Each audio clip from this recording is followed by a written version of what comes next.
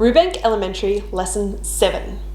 In Lesson 7, we reiterate or go through all of the notes that we've learned so far, and we also introduce a new note, a B flat. Now, our B flat, this is the low B flat that lives below the staff. We need to play 3 fingers, like our C, and add our first finger on our right hand or our 4th finger. So 1, 2, 3, 4, and we will get a low B flat, which sounds like this. Now, there's 2 ways that we know it's going to be a B flat. Either there will be a flat sign, which is a little b, in the key signature, or there will be an accidental, a little b, next to the note just before we have to play it. Now, if there's an accidental, that accidental will apply to the bar. As soon as we get to the end of the bar, then everything after that is going to be a natural or whatever is in the key signature. Let's give exercise 1 a go.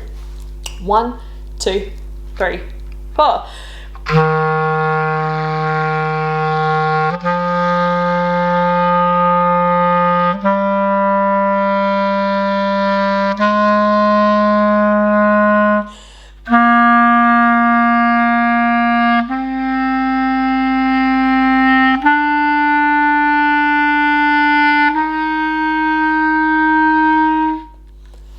Now, if you know anything about scales, you may have noticed that that exercise there was half of an F major scale. Now, an F major scale starts on an F, finishes on an F, and will go through every single note, and the B will be flattened. So, F major, 1 flat, start on F, finish on F. Now, you'll notice that exercise 2 and exercise 3 are also technically F major scales. So, let's give it a go. Exercise 2. 1, 2, 3.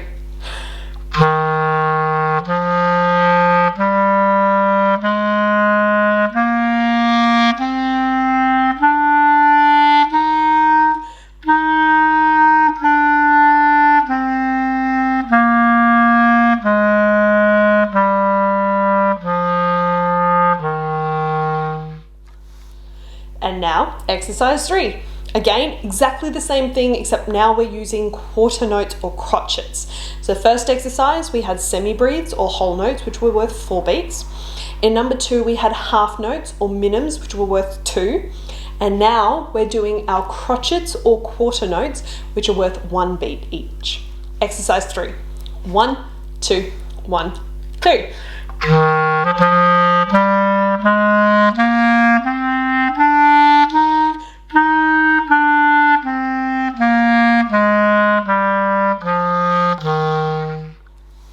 Remember, our breathing needs to be at the end of every 2 to 4 bars.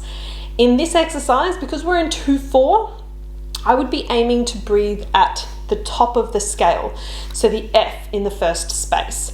And then again, once we finish the piece, we can take a breath again. Or alternatively, that is every 4 bars. Exercise 4.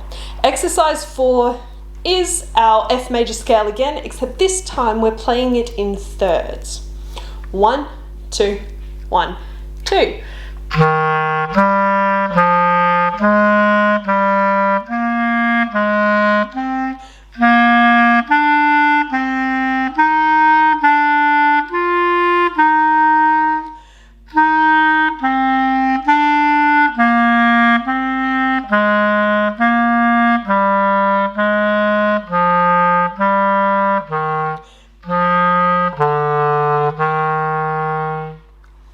So that scale will start on F because we're in F in thirds.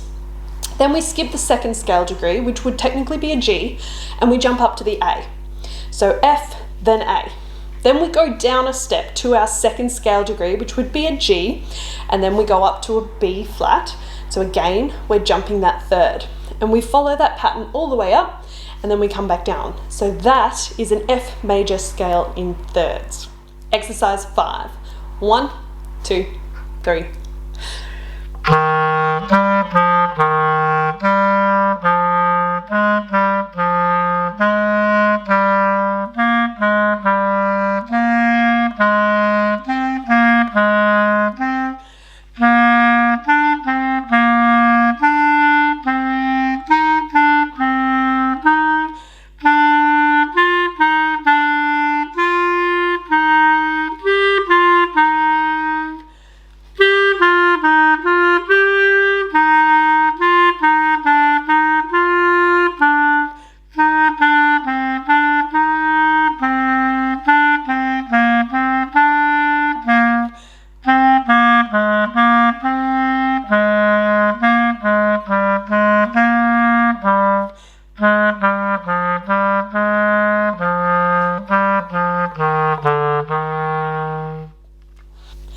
Now, exercise 6 is essentially an etude or a study in F major. So every single one of those notes exists in the F major scale, and the combination or the sequence of notes are practicing your F major scale, moving through the different notes and the different combinations or sequences of notes that we can find in a piece of music. Because as beginners, we start by learning one note, and then we step above and we learn the next note, and then we step above and we learn the next note, it is very easy for us to move through stepwise movement. As soon as we start changing that sequence, things start getting a little bit difficult, which is why once we've learnt our F major scale, we need to start messing it up a little bit, or learning our F major scale and then some of the other combinations, like our F major in thirds. So that exercise may be a little bit challenging, but keep working at it. The more that you work at it, the more that you hear it and you become a bit more familiar with it, the easier it will become. Exercise 6. 1, 2, 3.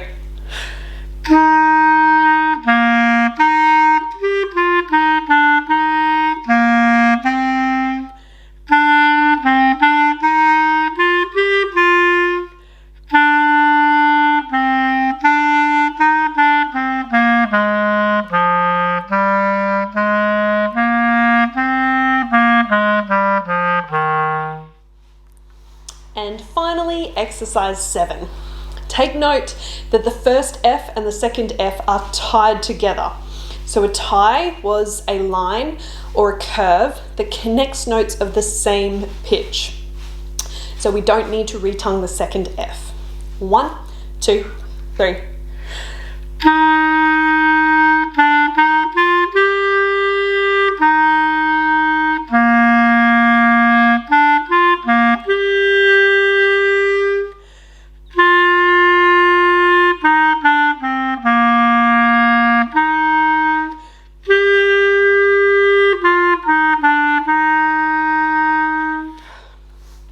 Now, you may have noticed that there was one particularly tricky bar. So the third bar of that exercise, I'm just going to play it nice and slowly so that you can work on it at slower speeds. So the third bar of exercise 7. 1, 2, 3, 4.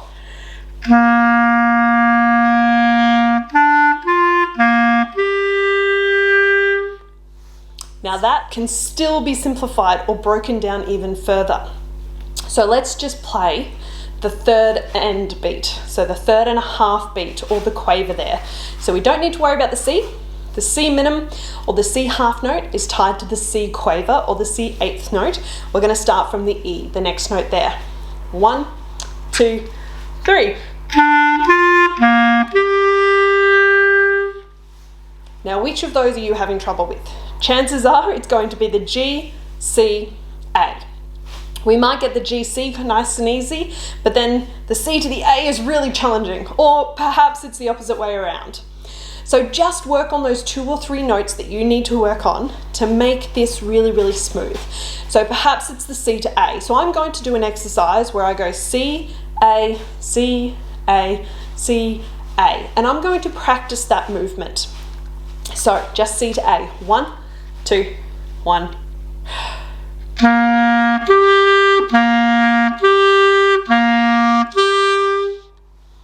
And then perhaps I'm also going to try the G and the E, or the E to G. Ready?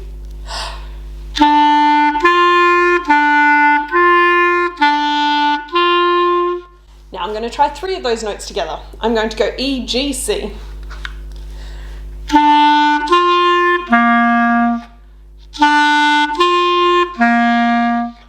So going through these notes in different combinations will help us learn this phrase. So don't feel like just because you're struggling with one bar, you need to run the entire exercise 10 or 15 times. If you're only stuffing up 2 or 3 bars or 2 or 3 notes, then break it down. Isolate those notes, isolate that part and work on those notes and those notes only. Do that 5 or 6 times and then put it back into context and play the entire exercise again.